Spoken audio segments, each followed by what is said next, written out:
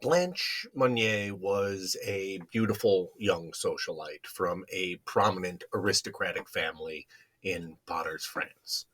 She was very well liked and admired by many, with a constant stream of suitors vying for her hand. Blanche, however, only had eyes for one man.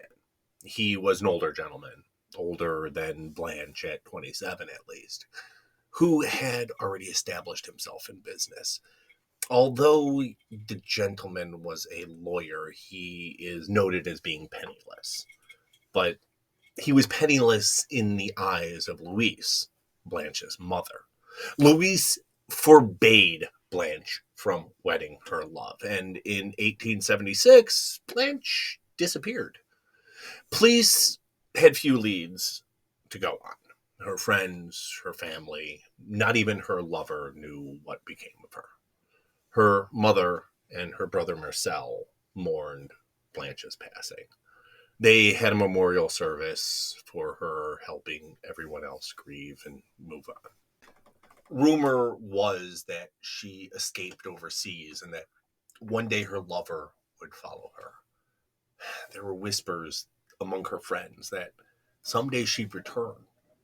But her lover never followed. And then one day in 1885, he too just mysteriously passed. Hope for her return dwindled, and days turned to years, years to decades. It seemed like she was truly gone forever. She was not, however, forgotten. On May 23rd, 1901, a letter landed on the desk of Paris Attorney General Monsieur Maurier. Monsieur Attorney General, it read, I have the honor to inform you of an exceptionally serious occurrence. I speak of a spinster who is locked up in Madame Monnier's home, half starved and living on a putrid litter for the past 25 years. In a word, in her own filth. This was a serious accusation. The Monniers were a prominent family. They donated thousands to charity. They were highly regarded members of the area. The police commissioner himself went to the home along with 3 police officers. Louise was a gracious host. She allowed them inside to search the mansion from top to bottom until they came upon a padlocked door upstairs. Louise insisted they didn't have a key. It was just an old storage closet. The police weren't going anywhere until it was opened. It was not a closet. The door led to the attic. And not only was it just suspicious, but there was a foul stench coming from it. They broke the door down, and what they found inside was Blanche. She weighed barely 55 pounds.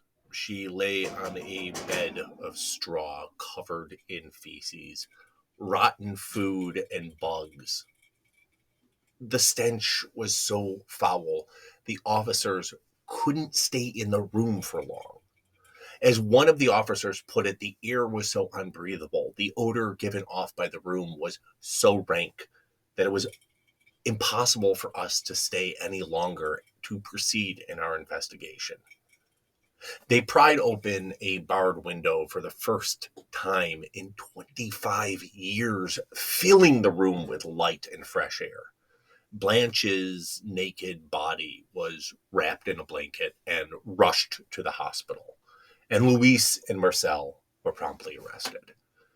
Louise never made it to trial. She confessed that she locked her daughter away because she feared a union to a man of lesser means would bring shame to the family.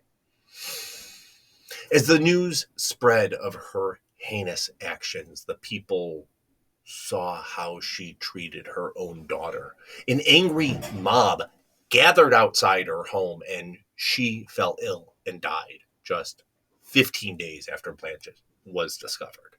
Marcel went to trial and initially was convicted. In time, the courts, however, found that he hadn't committed any crimes. During the court proceedings, Blanche's mental health was brought into question. She suffered from schizophrenia, anorexia, and even coprophilia, sexual arousal in conjunction with feces. It was argued that she chose to stay confined and never attempted to free herself. This seems to be a bit of a chicken and the egg story when it comes to her mental health. Was it part of why she was confined or the result of her being confined? She never fully recovered. She lived out the remainder of her days in a mental hospital in Blois, passing away at the age of 63.